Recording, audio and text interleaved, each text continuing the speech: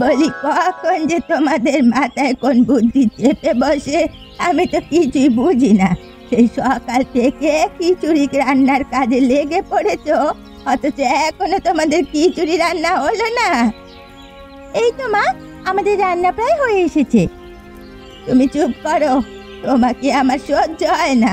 কতবার বলেছি তুমি আমার চোখের সামনে আসবে না, তোমাকে দেখলে আমার সারাটা দিন খুব খারাপ যায়।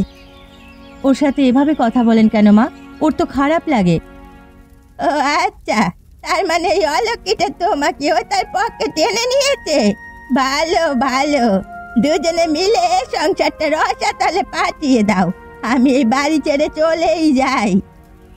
আপনি এই বাড়ি ছেড়ে চলে যাবেন কেন? বাড়ি ছেড়ে তো আমার চলে যাওয়া উচিত, কিন্তু আমার তো যাওয়ার কোনো জায়গা নেই। সেই কারণে এখন আমি এই বাড়িতে পড়ে আছি।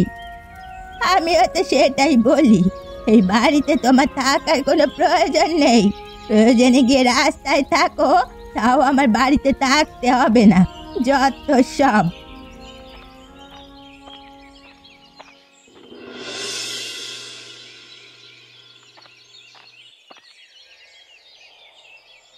কিরে ছোট, মন খারাপ করে বসে আছিস নাকি? দুপুরে খাবার খেয়েছিস না এখনো না খেয়ে আছিস? না গো বৌদি, খেতে ইচ্ছে করছে না, তোমরা বরং সবাই খেয়ে নাও। সে কি রে, সেই যে সকালে খিচুড়ি রান্না করেছি তুই আর আমি মিলে, একবার খেয়ে দেখবি না কেমন হয়েছে? যদি আমরাই না খাই তাহলে গ্রামের মানুষ খাবে কিভাবে? আজকে খেতে ইচ্ছে করছে না বৌদি, তোমরা বরং আজকের দিনটা খেয়ে নাও, আমি পরবর্তীতে খেয়ে নেব। দেখ, মায়ের কথায় কিছু মনে করিস না। তুই তো জানিস মা এমনটাই, সারা জীবনই এমন করে এসেছে। আমাদের অনুভূতি কখনো বুঝতেই চায় না। আমি কি করব বলো বৌদি? কোথায় যাব আমি? আমারও কি জীবনে দুঃখ কম? ছোটবেলায় বাবা মাকে হারিয়ে ফেলেছি। বিয়ের পর ভেবেছিলাম কপালটা একটু ভালো হবে, কিন্তু আমার স্বামীটাই মরে গেল। আমার কি দুঃখ হয় না? আমি বুঝি রে, তোর অনেক দুঃখ হয়। তুই এই বাড়িতে কেন পড়ে আছিস? যা না, অন্য কোথাও গিয়ে কাজবাজ করে নিজের সংসার কর। কতদিন আর এভাবে থাকবি? না গো বৌদি, আমি এ বাড়ি ছেড়ে কোথাও যেতে চাই না। এই বাড়িতে তোমার দেবরের স্মৃতি নিয়েই আমি বেঁচে থাকবো। যতদিন বেঁচে আছি এইটুকুই আমার সম্বল। বোকা মেয়ে কোথাকার, এই কারণেই তো মা তোকে সবসময় বকাবকি করে। মায়ের অত্যাচার আর কতদিন তুই সহ্য করবি?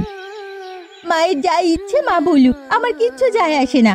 হয়তো একটু মন খারাপ হয়, পরবর্তীতে সব ঠিক হয়ে যায়। মা তো মাই, শাসন তো করবেই বলো। তাই বলে এত অত্যাচার সহ্য করবি তুই? তুই অনেক ভালো রে ছোট, কেউ তোর মূল্যায়ন করতে পারে না।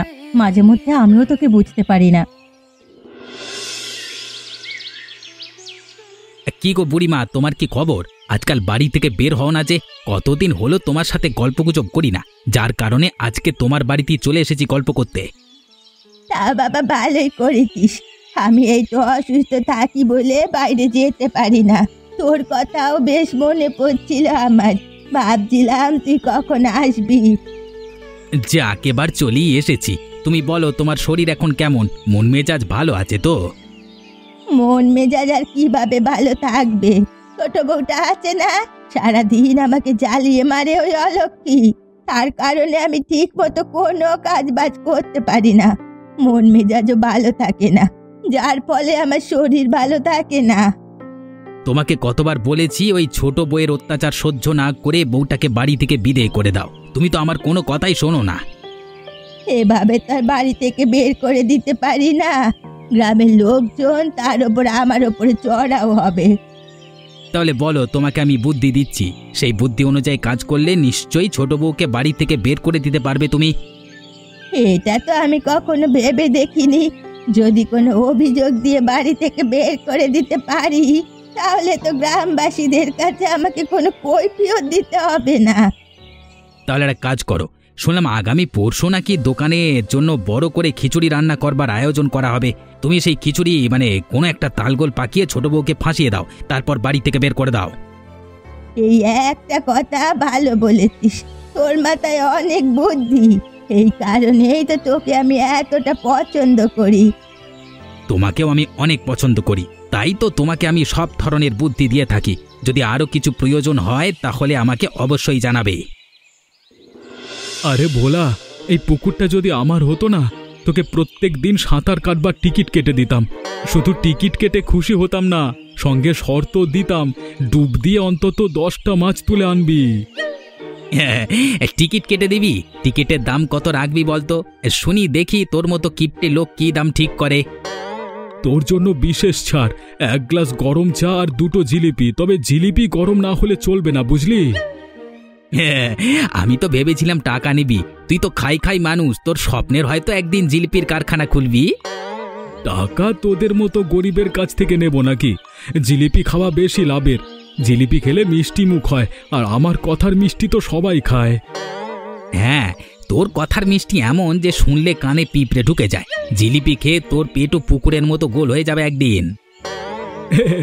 আমার পেট নিয়ে টানাটানি করিস না, তোর পেটও দেখি ছোটখাটো কলা গাছের মতো দাঁড়িয়ে গেছে। খালি গপ্প করলে পেট ছোট হয় না। তোর মতো খাবারই হলে আমারও এমন পেট হতো। সকাল থেকে সন্ধে শুধু ভাত ভাত ভাত ছাড়া তোর নাকি দিন চলে না। আরে খাই না তো থাকি কিভাবে? কাজ করি না, শরীর কি খালি গল্পে টিকে থাকবে? পেটের খিদে তুই বুঝবি না, কারণ তোর তো শুধু জিভের খিদে, তাই না? গল্প না হলেও মিথ্যে বড় ভালো টিকিয়ে রাখে তোকে, বুঝলি? কালকে হাটে গিয়ে বলছিলিস তুই নাকি নতুন জমি কিনেছিস, সবাই শুনে অবাক। ওটা মিথ্যে না রে, জমি কিনবো ঠিক করেছি। স্বপ্ন দেখা খারাপ কিছু না। ঠিক করেছিস মানে? টাকা কোথায় পেলি? টাকা আসবে, তুই চিন্তা করিস না। তোকে দিলাম শেষ সতর্কতা, পুকুরের মাছগুলোকে বন্ধু মানিস। ঠিক আছে ঠিক আছে ঠিক আছে বন্ধু, তবে আজকে চায়ের বিল কিন্তু তুই দিবি। আবার চা? ঠিক আছে, তবে জিলিপিটা তোর।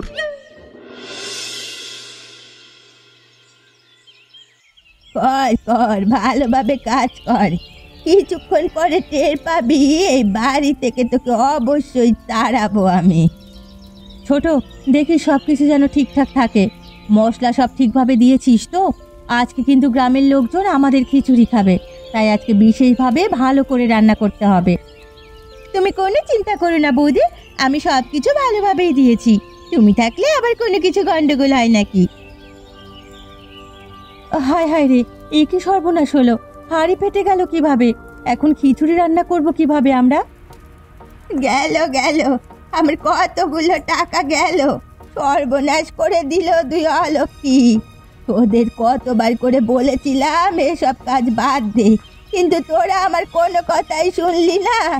এখন সর্বনাশ হলো তো, তোদের কারণে আমার কতগুলো পয়সা নষ্ট হলো। অমন করছেন কেন মা? একবার নষ্ট হয়েছে, আমরা আবার রান্না করার চেষ্টা করছি। আমরা তো আর ইচ্ছে করে কিছু করিনি, তাই না? চুপ করো, তুমি তোমার থেকে আমি কোনো কথা শুনতে চাই না। আমি নিশ্চিত তোমার এইসব বুদ্ধি ছোট বৌমাই দিয়েছে, তাই তো? ছোট বৌমার কারণেই আজকে অবস্থা হলো। আমি আবার কি করলাম? এই বুদ্ধি আমি দিইনি, সবাই মিলে এই সিদ্ধান্ত নিয়েছে। এখানে আমার দোষটা কোথায়? সব দোষ তোমার। তুমি যেখানে থাকো সেখানে একটা গন্ডগোল বেঁধে যায়। তুমি একটা অশুভ, যার কারণে আজকের এই শুভ দিনটা নষ্ট হয়ে গেল। এখন কি হবে? গ্রামের লোকেদের আমরা কি জবাব দেব? মা, আমরা আবারও চেষ্টা করি। একদম নয়, তোমার কারণে আজকের এই শুভ দিনটা নষ্ট হলো। তোমাকে আর আমি আমার বাড়িতে রাখবো না। তোমাকে আমি 2 দিন সময় দিলাম, তার মধ্যে তুমি এই বাড়ি ছেড়ে চলে যাবে।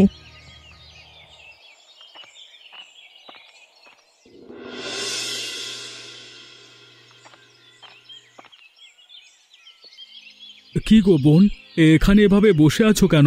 শুনলাম কি একটা অঘটন ঘটে গেছে, তাই তো দৌড়ে চলে এলাম। সবই আমার কপালের দোষ দাদা। দেখতেই তো পাচ্ছেন কি ঘটেছে। হাঁড়ি ফেটে সমস্ত খিচুড়ি নিচে পড়ে গেছে। এখন মা বলছে এটা নাকি আমার দোষ। আমি কি ইচ্ছে করে হাঁড়ি ফাটিয়েছি বলুন? এটা আবার কেমন ধরনের কথা? হাঁড়ি ফেটে যেতেই পারে, হয়তো হাঁড়ি আগে থেকেই সমস্যা ছিল হাঁড়িতে। গরম হাঁড়ি তো আর তুমি ফাটিয়ে দাওনি, তাই না? না না, একদম নয়। আমি ফাটাতে যাব কেন? এই খিচুড়ির দোকান দেওয়া আমার আর বৌদির কতদিনের শখ ছিল, আর সেই ইচ্ছাকে আমি এভাবে নষ্ট করে দেব? বৌদি তো আমার সাথেই ছিল। আপনি বৌদিকে জিজ্ঞাসা করবেন। অনুষ্কাকে জিজ্ঞাসা করবার কোনো প্রয়োজন নেই, আমি তোমাকে বিশ্বাস করি বোন। এখন মা কি বলেছে? মা আমাকে 2 দিনের সময় দিয়েছে, বলেছে 2 দিনের ভিতরে বাড়ি থেকে চলে যেতে। 2 দিন পরে এ বাড়িতে আমি আর থাকতে পারবো না। এটা আবার কেমন কথা? এ বাড়ি ছেড়ে তুমি কোথায় যাবে? তোমার তো কোথাও যাওয়ার জায়গা নেই। কি করব দাদা, এতদিন মাকে বুঝিয়ে সুঝিয়ে এ বাড়িতে ছিলাম, এখন আমি কোনোভাবেই মাকে আর বারণ করতে পারবো না। আমি যে অন্যায় করে ফেলেছি। তুমি এটা অন্যায় কাজ করনি, এটা তোমার দ্বারা হয়নি। মা শুধুই তোমাকে ভুল বুঝছে। আমি মার সাথে কথা বলবো।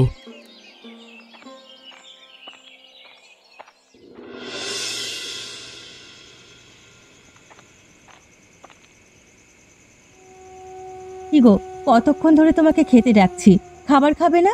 চলো, এখানে বসে কি করছো তুমি? না গো, আমার আর খাবার খেতে ইচ্ছে হচ্ছে না। ওদিকে ছোট বোনটা না খেয়ে বসে আছে, আর আমি এখানে বসে খাবার খাবো, এটা হয় বলো? কি করবে বলো? তুমি সেই সকাল থেকে কিছু মুখে দাওনি, একটু কিছু মুখে দাও। আমি তোমার জন্য খাবার নিয়ে এসেছি। ইন্দ্রার জন্য যা করার তা আগামীকালই আমরা করব। ওকে কোনোভাবে এই বাড়ি ছেড়ে যেতে দেব না। মা কোনোভাবেই আমাদের কথা শুনবে না গিন্নি। মা যখন সিদ্ধান্ত নিয়েছে ইন্দ্রাকে বাড়ি থেকে বের করে দেবে, তাহলে বের করেই ছাড়বে। এবার আমি কি করব? আমার মনে হচ্ছে কোথাও একটা ভুল হচ্ছে। শুধুমাত্র এইটুকু কারণে মা ইন্দ্রাকে বাড়ি থেকে বের করে দেবে না? এর আগে কত ঘটনা ঘটেছে, ইন্দ্রাকে তো বাড়ি থেকে তখন বের করে দেয়নি। আমি তো কিছুই বুঝতে পারছি না। কি জানি আমাদের অলক্ষ্যে কোন ঘটনা ঘটে যাচ্ছে আবার। তবে ইন্দ্রা বাড়ি থেকে গেলে আমার খুব খারাপ লাগবে। ছোট বোনের মতো আমার সারা দিন আমাকে দাদা দাদা বলে ডাকে। আমারও তো খারাপ লাগবে। আমি সারাটা দিন ইন্দ্রার সাথেই থাকি, আমার সব কাজে সাহায্য করে, সুখে দুঃখে সব সময় আমার পাশে থাকে। এবারও চলে গেলে আমার কি হবে? জানি না গিন্নি, কিচ্ছু জানি না। আমার মাথা কাজ করছে না কোনোভাবে। আমি কিভাবে মাকে আটকাবো? তুমি আগে খেয়ে নাও, তারপর একটা উপায় বের করব। আমরা কোনোভাবে ইন্দ্রাকে বাড়ি থেকে যেতে দেব না। আমরা ওকে নির্দোষ প্রমাণ করবই। সেটাই যেন হয় গিন্নি, সেটাই যেন হয়। ইন্দ্রার সাথে যেন কোনো অন্যায় কাজ না হয়, তাহলে ওর অভিশাপে আমাদের পুরো পরিবার ধ্বংস হয়ে যাবে। শুনেছ নাকি ওই বুড়ির বাড়িতে এক বড় কাণ্ড ঘটে গেছে? গতকালকে তো ওদের খিচুড়ির দোকান খোলবার কথা ছিল, কিন্তু ছোট বউটার শয়তানির কারণে দোকান খোলার হলো না। কি বলছেন বাবু? ছোট বউ তো এমন ধরনের মেয়ে নয়। ছোট বউয়ের তো অনেক আগে থেকে ইচ্ছে ছিল একটা দোকান খুলবার, সে আবার হঠাৎ করে এমন ধরনের কাজ করবে কেন? এখন কেন এমন কাজ করেছে, কিসের জন্য করেছে তা তো আর আমাদের জানা নেই। তবে আমরা এতটুকুই জেনেছি, মেয়েটা নাকি ভালো নয়, বদ শাশুড়িকে সব সময় জ্বালিয়ে মারে। হ্যাঁ, আমরা তো কোনোদিন দেখলাম না বুড়িকে জ্বালাচ্ছে, উল্টে দেখছি বুড়ি সব সময় মেয়েটাকে অত্যাচার করছে। তোমরা সব সময় একটু বেশি বেশিই দেখো, আর যখন দেখো তখন ভালোটা দেখো না, খারাপটাই দেখো। হ্যাঁ, আপনি যাই বলেন না কেন বাবু, আমাদের এই কথা বিশ্বাস করতে একটু কষ্টই হচ্ছে। ছোট বউ এমন ধরনের মেয়েই নয়। কত বছর ধরে দেখে এসেছি স্বামী হারা বিধবা হয়ে বাড়িতে অত্যাচার সহ্য করছে। তুমি বেশি জানো নাকি মিয়া? হ্যাঁ, আমি বুড়ির বাড়ির ঘটনা বুড়ি জানে না, তুমি আর আমি ভালো জানো নাকি? আমার অত জানবার প্রয়োজন নেই। বুড়ির বাড়ির ঘটনা নিয়ে আমার কোনো মাথা ব্যথা নেই। মাথা ব্যথা সব আপনার। আপনি গ্রামে গ্রামে এই ঘটনা ছড়িয়ে দিচ্ছেন। তুমি বড্ড বেশি কথা বলো। বড্ড বেশি কথা বলা মানুষকে আমার একদম পছন্দ নয়। উচিত কথা বললি গায়ে লাগে আপনার। আমি বুঝতে পারছি না আপনি এত উত্তেজিত হচ্ছেন কেন। আমার তো মনে হয় এই কারসাজির পেছনে আপনারই হাত আছে, কি জানি। কি গো বুড়ি, আজকে আবার আমাদেরকে ডেকে পাঠালে কেন? দেখতে পারছো না বাইরে বৃষ্টি হচ্ছে? আরে বাবু, আজকে বড় সড়ো আয়োজন হচ্ছে, আমি একা কিছুই করতে পারতাম না, তাই আপনাদের দুজনকে ডেকে নিলাম। আপনি চিন্তা করবেন না, এর বিনিময়ে আমি ভালো পয়সা দেব আপনাকে। পয়সা দেবে সেটা আগে বললেই তো হতো, তাহলে কি আর এত বড় এত কথা বাড়াতাম? আমি পয়সা পেলে আমি সব কাজ করতে রাজি আছি। তাহলে আর দাঁড়িয়ে আছেন কেন? কাজ শুরু করুন।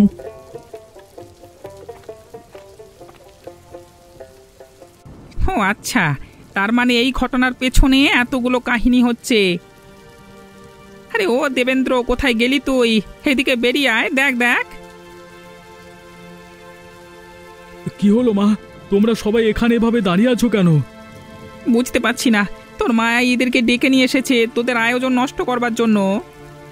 কি বলছো তুমি এসব? আমাদের আয়োজন মা কেন নষ্ট করতে যাবে? ছোট বউকে তাড়ানোর জন্য এইসব আয়োজন নষ্ট করে ছোট বউকে অপমানিত করে বাড়ি থেকে তাড়িয়ে দেবে, শুধুমাত্র এই কারণেই। আমার আগে সন্দেহ হয়েছিল তাই তো এসে দাঁড়িয়েছিলাম আজকে। ছি মা ছি, তোমাকে দিয়ে আমি এসব কিছু আশা করিনি। কি আর বলবো, আগামীকালকে আয়োজন না হলে তোমাদের এখনই শাস্তির ব্যবস্থা করতাম। আমি চাই না কালকে আয়োজনটা কোনোভাবে নষ্ট হয়ে যাক। তুই চিন্তা করিস না, এই আয়োজন শেষ হলেই এদের ব্যবস্থা করা হবে। এবার একটু সব দিকে খেয়াল রাখিস, আয়োজনটা ভালোভাবে মিটে গেলেই হলো। কি রে দেবেন্দ্র, তুই এত সকাল সকাল চায়ের দোকানে কি করছিস? তোর তো আজকে আয়োজন হওয়ার কথা, বাড়িতে আয়োজনের ব্যবস্থা হবে কিভাবে? আর বলো না, চায়ের জন্য মনটা একদম আকুপাকু করছিল, তাই তো চলে এলাম চা খেতে। ওদিকে সবাই রান্না বান্নার কাজ করছে, কেউ আমাকে এক ফাঁকে একটু চা বানিয়ে দেবে তা দিচ্ছে না। তোর হলো আয়েসি শরীর, কাজের সময়ও তোর চা খেতে হবে। তা তোর মায়ের কি খবর, এখন লজ্জা পাচ্ছে? আর লজ্জা? মায়ের লজ্জা কোনোদিনই হবে না, সেই ছোটবেলা থেকে এমনই দেখে আসছি।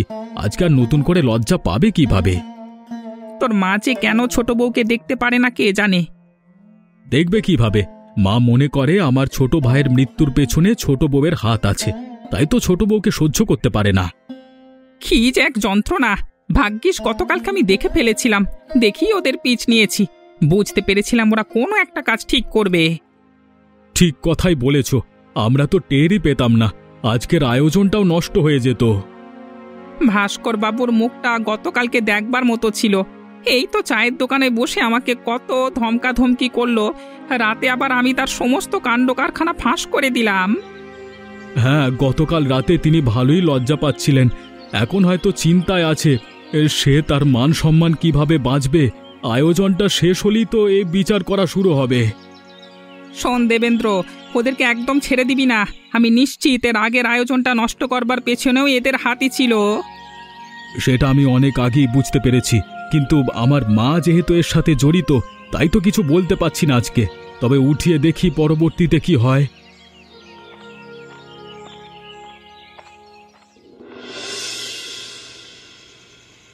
সবই হলো নাটক।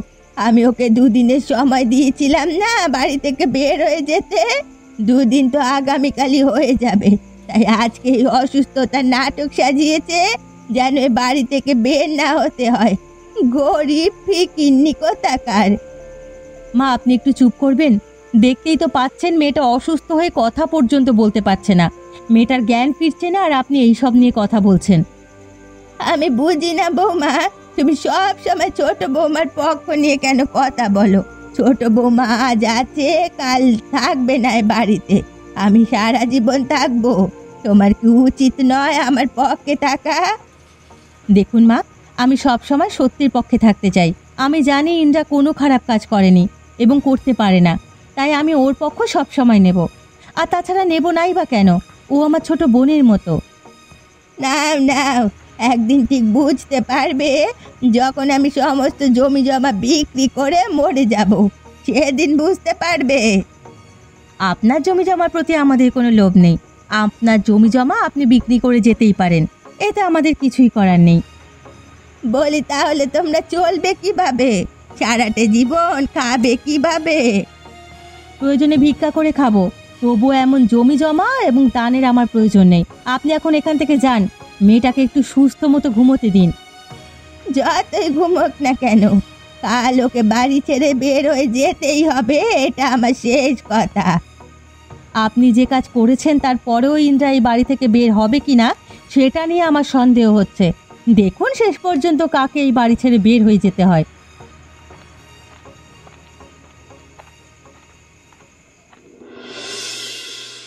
আমাদের বাড়িতে এত সকালবেলায় তোমার ছোট বউয়ের না আজকে বাড়ি ছেড়ে চলে যাওয়ার কথা, গেল নাকি মেয়েটা? এখনো তো গেল না, সে কারণেই তো আপনাদের কাছে এলাম। আপনারা কিছু একটা করুন, এখন ওই মেয়েকে আমার বাড়ি থেকে বের করুন। আশ্চর্য, তুমি বারবার আমাদের কাছে আসছো কেন? আরে আমরা তো বারবার তোমাকে সাহায্য করতে পারবো না, তোমার বাড়ির ঘটনা তোমাকেই সামলাতে হবে। তাহলে চলুন আমাদের বাড়িতে গিয়ে আমাকে একটু সাহায্য করুন, যেন আমি ছোট বউকে বাড়ি থেকে বের করতে পারি। তুমি আগে বাড়িতে যাও, গিয়ে দেখো, আজকের দিনটা অপেক্ষা করো। তোমার ছোট বৌমা যদি আজকের দিনও বাড়ি থেকে না বের হয়, তাহলে কালকে আমরা কিছু একটা ব্যবস্থা করব। আপনাদের এত লজ্জা দেওয়ার পরেও আর বিচার হবে সেই কথা শুনেও আপনারা থামলেন না। আর মা, তোমাকেই বা কি বলবো? তোমাকে বলবার মতো কোনো ভাষা আমার কাছে নেই। এ কি রে, তুই এখানে? আমি ভেবেছিলাম তোমাদেরকে ছেড়ে দেব, কিন্তু এখন আর নয়, তোমাদের শাস্তি হবেই। তুমি শাস্তি দেবে আমাদেরকে? দেখি কে আমাদেরকে শাস্তি দেয়। আমি এ গ্রামের মোড়ল। সেটা সময় এলেই দেখতে পাবেন। মা, তুমি কি এখনো এখানে দাঁড়িয়ে থাকবে নাকি আমার সাথে যাবে? মনে রেখো, তুমি আমার মা হলেও অন্যায়ের শাস্তি থেকে রেহাই পাবে না।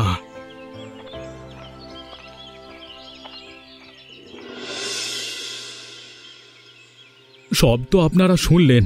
সেই প্রথম থেকেই ভাস্কর বাবু এবং আমার মা, এরা দুজন মিলে আমাদের ক্ষতি করবার চেষ্টা করেছে। সাথে অবশ্যই ভোলাও ছিল। আমি সেদিন তোদেরকে বলেছিলাম এদেরকে ছেড়ে দিস না, তুই তো আমার কথা শুনলি না। এবার বুঝলি তো এরা হলো কুকুরের লেজ, কোনো দিন সোজা হবে না। যেই লেজ সোজা হবে না সেই লেজ কেটে দেওয়াই শ্রেয়। গ্রামবাসীরা এবার এদের বিচার করবে। গ্রামবাসীরা যেহেতু ভাস্কর বাবুকে আর মোড়ল পদে চায় না, তাই আজকে থেকে ভাস্কর বাবু এই গ্রামের মোড়ল পদে থাকতে পারবে না। অন্যদিকে ভোলার এই গ্রাম ছেড়ে চলে যেতে হবে, আর কোনোদিনও গ্রামে প্রবেশ করতে পারবে না। ঠিক কথা বলেছ তুমি। আমাদের গ্রামে কোনো কুচুটে লোকের থাকবার প্রয়োজন নেই। আর তোমার মায়ের কি করবে? এই বিষয়ে আমার কিছু বলবার নেই। তোমরা যা ঠিক মনে করবে আমি সেটাই মেনে নেব, কারণ মাও সমান দোষে দোষী। দেখুন বুড়িমা, এই ছোট্ট মেয়েটা আপনার ছেলেকে বিয়ে করে বাড়িতে স্বপ্ন নিয়ে এসেছিল। আপনার ছেলেটা মারা যাওয়ার পর মেয়েটার সমস্ত স্বপ্ন শেষ হয়ে যায়, আর আপনি কি না ও কি দোষারোপ করছেন? এই মেয়েটা আসার পরেই তো আমার ছেলেটা মারা গেল। এটা শুধুমাত্র একটা কাকতালীয় ঘটনা। কার কখন মরতে হবে সে বিষয়ে কেউ আগে থেকে জানে না। আপনার স্বামী যখন মারা গেছে আপনিও কি তখন দোষী হয়েছিলেন? আমি কেন দোষী হব? আমি তো কিছু করিনি। ঠিক এভাবেই আপনার ছোট বৌমাও কিছু করেনি। আপনার ছেলের সময় শেষ হয়ে গিয়েছিল বলে আপনার ছেলে মারা গেছে। আমি তো আগে এভাবে ভেবে দেখিনি বাবা। তুই আমার চোখ খুলে দিয়েছিস। তোরা আমাকে ক্ষমা কর। আমি ছোট বৌমার কাছে মাপ চাইবো। ঠিক আছে, তাহলে আজকের বিচার কার্য এখানেই শেষ।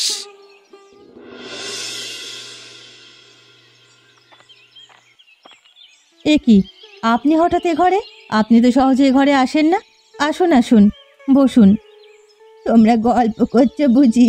আমিও তোমাদের সাথে গল্প করতে চাই। আমাকে নেবে? আপনি আমাদের সাথে গল্প করতে চান? না, অবশ্যই অবশ্যই। এটা তো আমাদের কতদিনের স্বপ্ন। তোমরা খুব ভালো বৌমা, অথচ আমি তোমাদেরকে না বুঝে কত শত গালাগালি, কত অত্যাচার করেছি। তোমরা আমাকে ক্ষমা করে দিও। এটা আপনি কি বলছেন মা? আপনি আমাদের কাছে ক্ষমা চাইছেন? এটা হতে পারে না। আপনি গুরুজন। যখন সময় হয়েছে আপনি আমাদের শুধু শাসন করেছেন। এই অত্যাচারকে শাসন বলে আমাকে আর লজ্জা দিও না তোমরা। আমি লজ্জা পেতে পেতে মরে যাচ্ছি। আমাকে তোমরা দয়া করে ক্ষমা করো। আপনি যে আপনার ভুল বুঝতে পেরেছেন এবং আমাদের সাথে মিলে যাচ্ছেন, এটাই আমাদের কাছে সবকিছু মা। আমরা আর কিচ্ছু মনে রাখিনি। কি বলিস ছোট? একদম। আমার তো ছোটবেলায় মা মারা গেছে। মায়ের আদর কি সেটা আমি কোনোদিন বুঝতে পারিনি। এখন যে মা আমাদেরকে আদর করছে, এটা আমার কাছে স্বর্গের চেয়েও দামি। আয় মা, তোরা দুজনেই আমার বুকে আয়। আমি অনেক ভুল করেছি। এ জীবনে ভুলের প্রায়শ্চিত্ত করতে চাই। আমি আর তোদের ওপরে কোনোদিন কোনো অত্যাচার করব না। খিচুড়িটা যা হয়েছে না, একদম জম্পেশ হয়েছে। বর্ষাটা একদম জমে গেল। এরপর প্রতিদিন আমি এখানে এসে গরম গরম খিচুড়ি খেয়ে যাব। আসবে গো আসবে। সমস্ত গ্রামবাসীরা আমাদের দোকানে আসবে। আমরা অনেক অনেক খিচুড়ি রান্না করব। তোমরা যে কেন আগে এই খিচুড়ির দোকানটা দাওনি কে জানে। তাহলে আরো আগে থেকেই মজার খিচুড়ি খেতে পারতাম। এই গ্রামে শুধু শুধু এই দুই বইয়ের খিচুড়ি নাম হয়নি, বুঝলে তো? দেখতে হবে না কার বাড়ির বউ, আমার বাড়ির বউ। আমি ব্যক্তিগতভাবে প্রশিক্ষণ দিয়ে তারপরে এনেছি। হয়েছে হয়েছে, আর নিজের গুণগান করতে হবে না। এবার একটু গুণগান দুই বইয়ের নামে অন্তত করো। আমার দুই বউয়ের নামে গুণগান করা শুরু করলে এই দিন পেরিয়ে যাবে তবুও গুণগান শেষ হবে না, তা তো তোরা গ্রামবাসীরা সবাই জানিস। হ্যাঁ হ্যাঁ, এই কারণেই তো তোমার দুই বইয়ের নামে কেউ যদি খারাপ কথা বলে তাও আমাদের বিশ্বাস করতে মন চায় না, কারণ আমরা জানি তোমার দুই বউ হীরার মতো বউ। হ্যাঁ, দেখলি তো ইন্দ্রা, সব শেষে ভালোদের জয় হবেই হবে। তুই তো শুধু শুধু ভেঙে পড়ছিলি, আমি তো বললাম সব কিছু ঠিক হয়ে যাবে, তোকে কোনোদিন এই বাড়ি ছেড়ে আমি যেতে দেব না। সব কিছুই তোমাদের কারণে হয়েছে বৌদি, আমিও চাই না তোমাদেরকে ছেড়ে এই বাড়ি থেকে চলে যেতে। তোমরাই তো আমার সব, তোমরাই তো আমার আপন লোক, আমি তোমাকে ছাড়া কোনোদিন বেঁচে থাকতে পারবো না। না রে পাগলি, আমাদেরকে ছেড়ে তোকে বেঁচে থাকতে হবে না। আজ থেকে তুই, মা, দাদা, বোন সবাইকে পেয়েছিস, এবার সম্পূর্ণ ভরা সংসার হলো তোর একটা। ঠিক বলেছ, বাকি জীবনটা এই বর্ষার সাথে গরম গরম খিচুড়ি নিয়ে কাটিয়ে দিতে চাই। এমন মজার মজার গল্প দেখতে আমাদের চ্যানেলকে সাবস্ক্রাইব করতে ভুলবেন না। আচ্ছা বলো তো বন্ধুরা, এই গল্পে দুই বউ কিসের দোকান খুলতে চেয়েছিল?